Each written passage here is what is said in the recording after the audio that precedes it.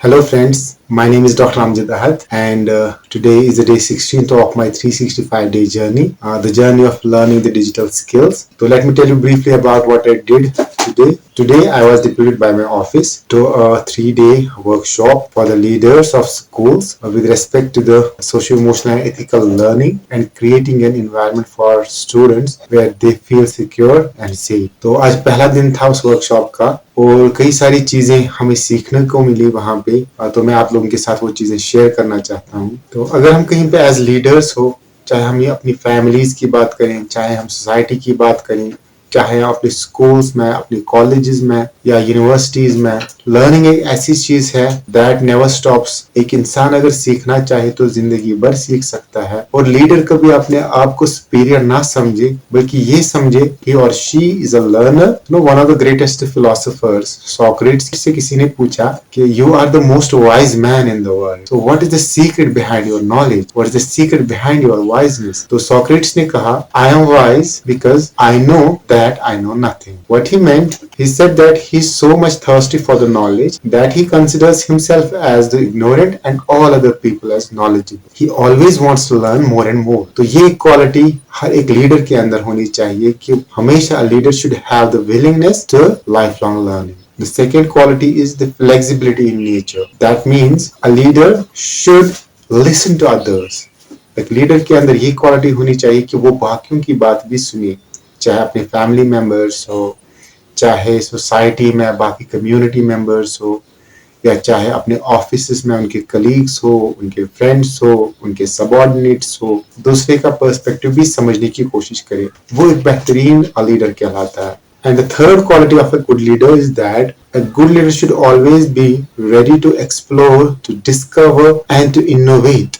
एक लीडर के अंदर ऐसी क्वालिटीज होनी चाहिए कि वो एक्सपेरिमेंट करे, यानी कि जो ऑलरेडी सेट नॉर्म्स है वो तो ठीक है, उन पे चलना है, लेकिन but there should be some experimentation done by the leader. एक लीडर तभी कामयाब हो सकता है कि जब वो एक इनोवेटिव मेथड्स देखे, इनोवेटिव तरीके ढूंढे, यानी वो एक्सप्लोर करे कि नए नए तरीके, जो नए चेंज, जो ट्रेंड्स आ रही है, क्या हम उसको अपनी ऑर्गेनाइजेशन में ला सकते हैं, क्या उन चीजों के साथ हम अडॉप्ट कर सकते हैं, अडेप्ट कर सकते हैं।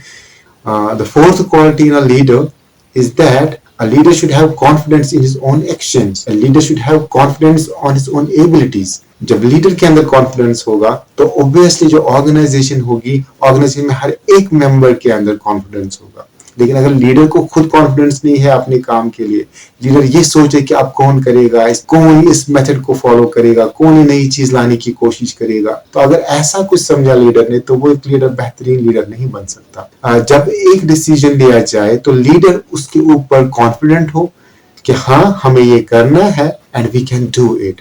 Last but not the least, जो सबसे इंपॉर्टेंट क्वालिटी है एक लीडर की, कि a leader should know the dynamics of his organization. Leader को पता होना चाहिए कि मेरी ऑर्गेनाइजेशन में कितने मेंबर्स है, चाहे ह्यूमन रिसोर्स है, चाहे और रिसोर्सेज है, चाहे इंस्ट्रूमेंट्स है, या चाहे इंफ्रास्ट्रक्चर की हम बात करें, लीडर को सबके ऊपर नजर होनी चाहिए। एक बेस्ट लीडर होता है कि जो अपने ह्यूमन रिसोर्स को to the best of their capabilities use करे, क्योंकि हर एक इंसान के अंदर कुछ वीकनेसेस होती है और कुछ स्ट्रेंथ्स होती है। तो एक बेहतरीन लीडर वो होता है who will utilize the strengths of his subordinates and work on their weaknesses.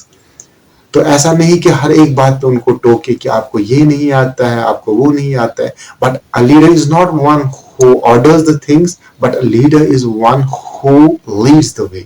तो एक बेहतरीन लीडर, एक बेस्ट लीडर वो होता है कि जो समझे, जिसके अंदर एम्पैथी हो, जिसके अंदर कंपैशन हो, जो अपने आप को ये सोचे कि अगर मैं अपने सबऑर्डिनेट की जगह होता तो मैं क्या करता। And this is all for today. Always appreciate your subordinates. तो we should always try to encourage others and we should always be compassionate, we should always have empathy, and we should create an environment where everyone feels safe and secure. So this was the lesson for today. Thank you very much.